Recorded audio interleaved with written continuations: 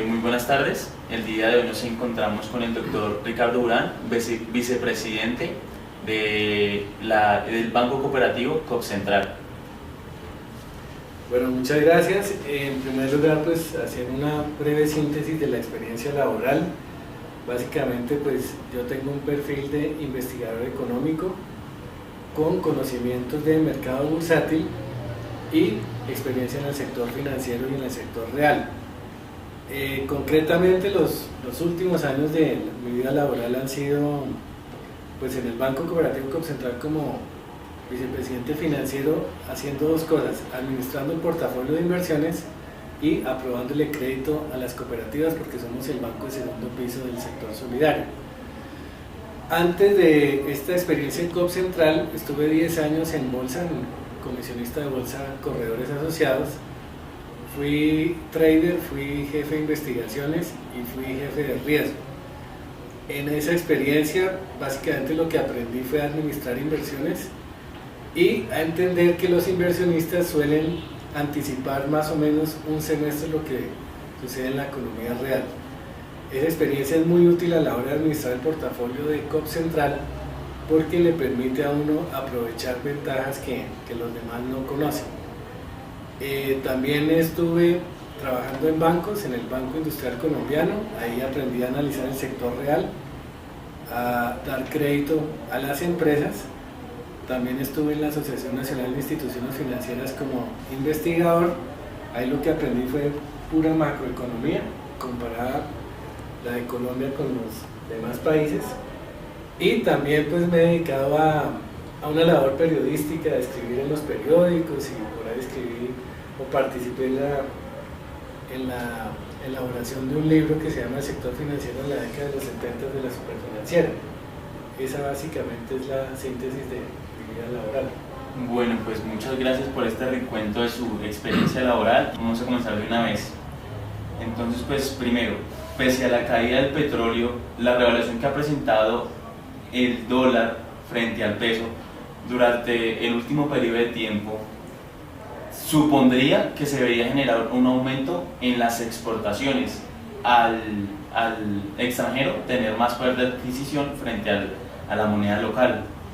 Pero según el DANE, a febrero del 2015 disminuyeron en un 26,7% las exportaciones netas. ¿A qué se debe esto y cuál sería la solución para esto? Sí, realmente la pregunta es muy interesante porque nadie se explica por qué después de una devaluación tan fuerte del peso frente al dólar no estemos vendiendo cosas que en términos del dólar salen más baratas. Si uno se devuelve año y medio, el dólar estaba a 1.850, hoy está a 3.000. La pregunta es, ¿por qué si un dólar ahora compra 3.000 y antes compraba 1.850, por qué no aumentamos el volumen de exportación si se ha abaratado tanto las exportaciones colombianas por cuenta de la devaluación? Pues la pregunta tiene dos respuestas. La primera es que esa mayor competitividad cambiaria del peso no solamente la ha ganado Colombia. Si uno mira a Brasil, la moneda de Brasil se ha devaluado. Si uno mira a México, el peso mexicano se ha devaluado. Chile también ha devaluado su moneda. Argentina también. Perú también. Ecuador sí no, porque está dolarizado.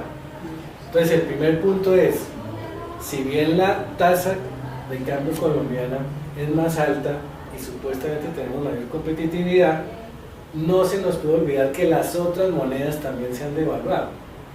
Entonces no hay tal que las exportaciones colombianas sean más baratas como un fenómeno exclusivo de Colombia.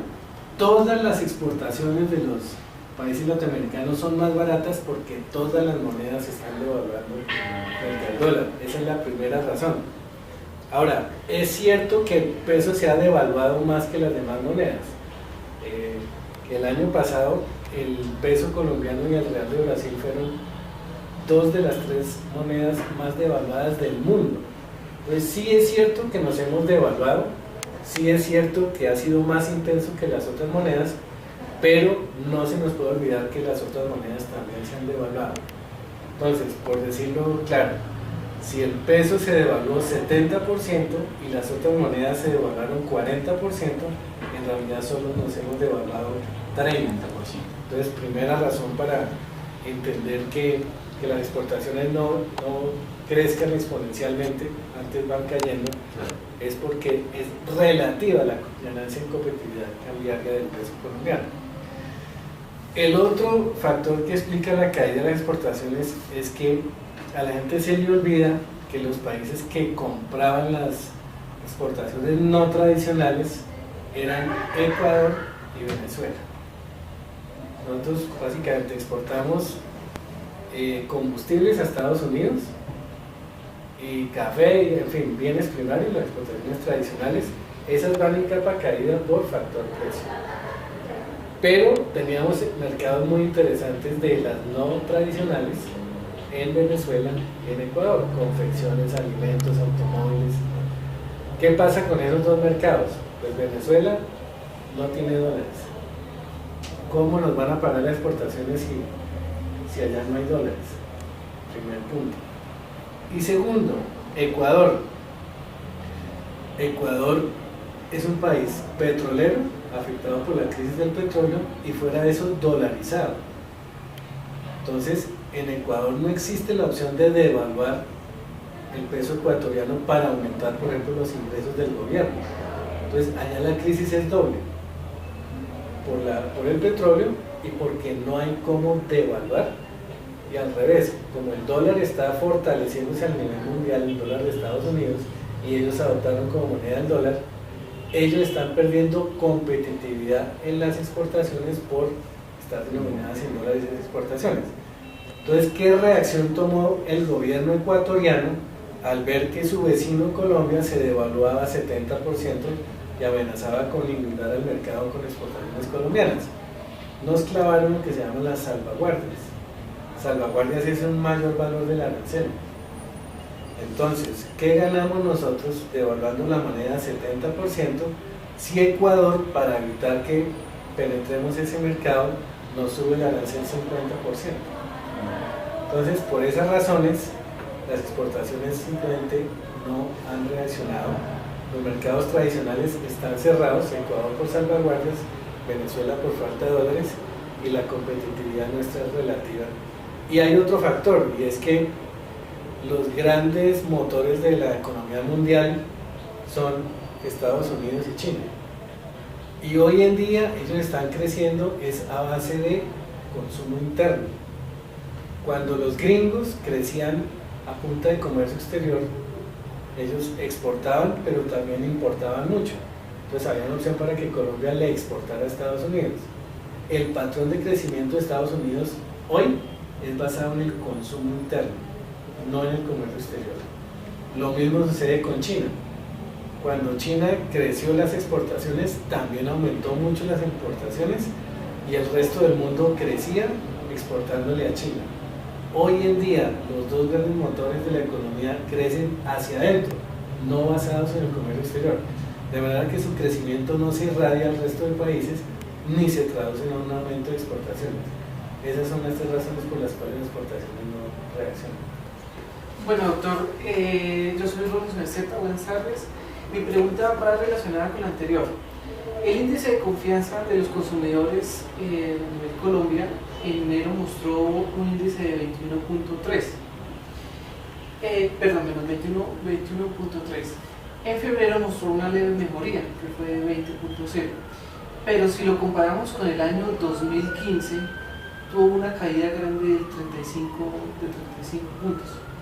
Teniendo en cuenta esto y la disminución de las exportaciones, ¿creería usted que es el anunciamiento de una posible crisis económica? No, yo no creo que el índice de confianza esté anunciando una crisis económica. Lo que está anunciando el índice de confianza es que el consumo en los hogares va a desacelerarse fuerte.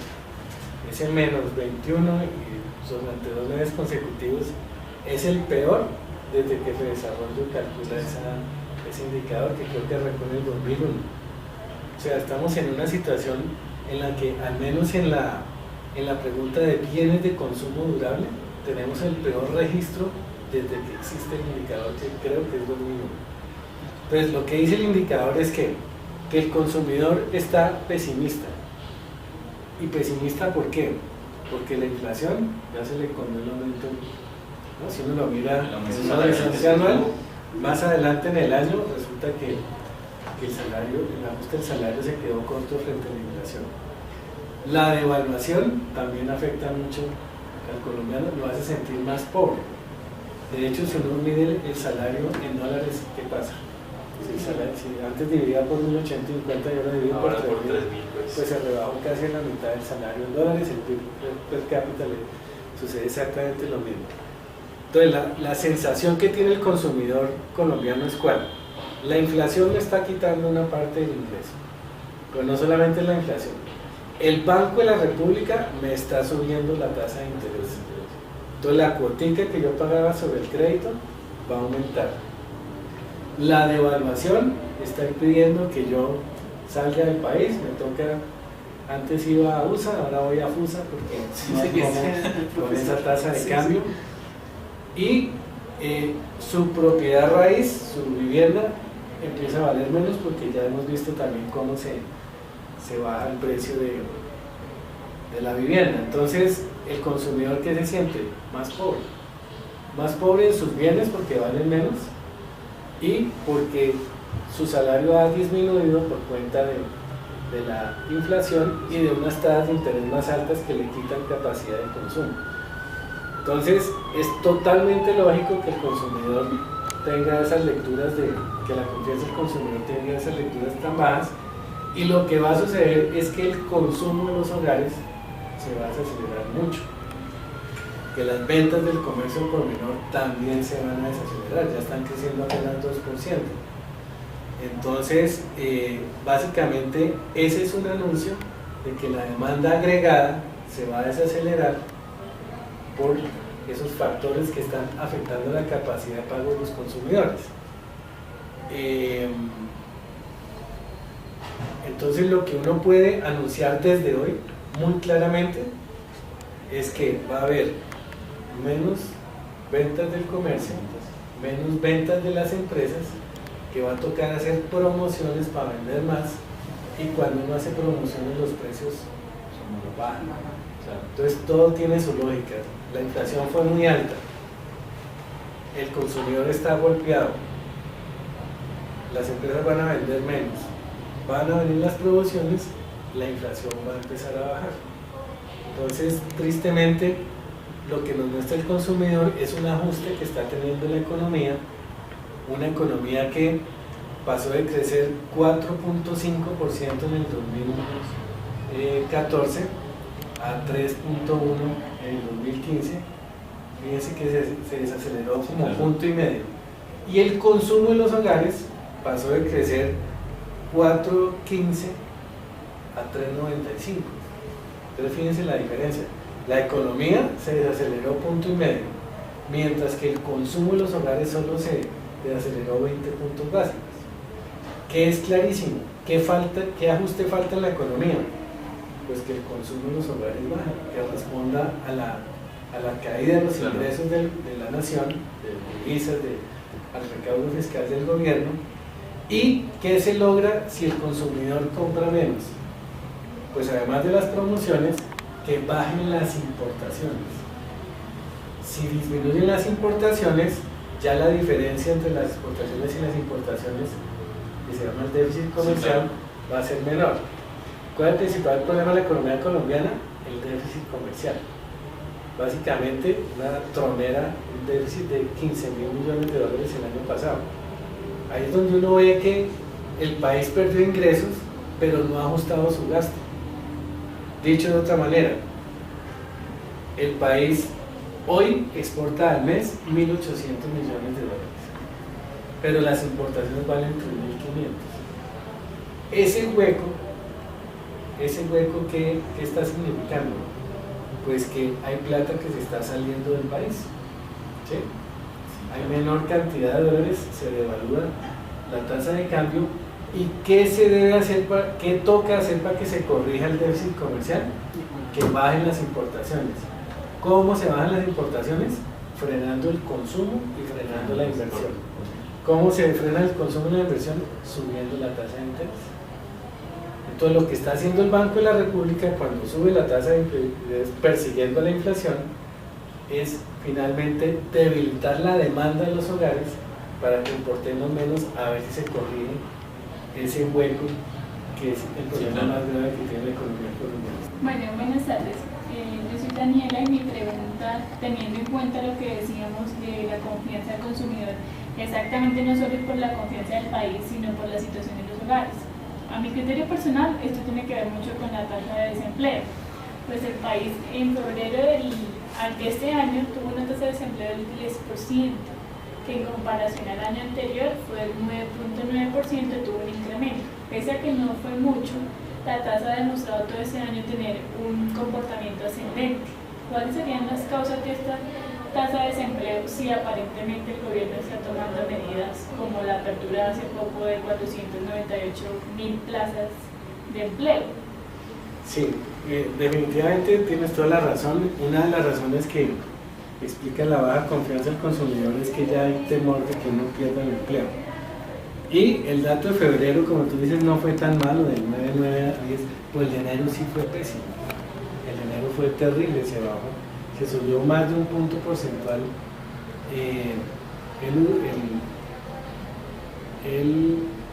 La tasa nacional y el urbano creció creo que más de 1,5 puntos.